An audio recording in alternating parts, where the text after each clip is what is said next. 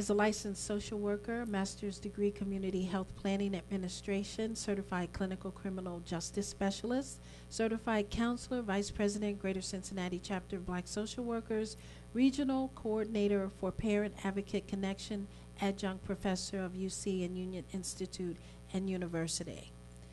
My three are the health, safety, and the budget. Health and safety, I think, is very, very important, especially when we look at our children. One of the things I have not seen and heard many people speak on is the children.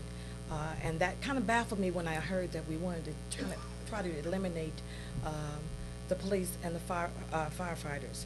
Children are I don't know what word I want to use, but they grow up to be adults. And I've worked with children for many years. I am a foster parent and been one for over 23 years. I've seen over 60 children in my home.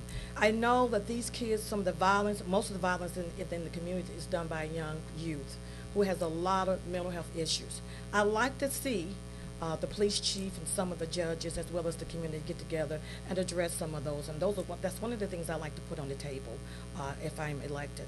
The other one is the budget. I'm really baffled about the budget. I just can't understand how we got there. Why are we not monitoring the money, and why are we not holding folks accountable? It's almost like my grandma used to say, you rob people to pay Paul, and now Peter and Paul is broke. So now what do? We have to learn to hold people accountable. We have to learn to monitor that. You can't wait till the end of the year to do that. So one of the things I like to see brought to the table is that you monitor it not just once a year, but at least 3 months. We need to look and see what's going on, what's been spent. You mentioned that one of your main areas of concern are children and helping them. There are some on council who believe that the money that the city allocates for school nurses should instead come from the public school district itself, perhaps through some sort of levy. Where do you stand on the city funding school nurses? I think that should take place at some point. I don't think it all needs to be funded. But I think the two words I have not heard a lot of is collaboration and partnership. I said this a couple of days ago, that you have at least 15 or 20 nursing schools here in the city. And I think they need to try to partner and collaborate with those schools and utilize their nurses. That I am a very good social worker. And one of the things we learn as a social worker is that you don't make hasty decisions. There's a process. That process, you research, you assess, you evaluate before you make the decision. I don't see that on council. I think they get together behind closed doors and make decisions. You can't do that without researching, assessing, and evaluating, and open their doors to the community.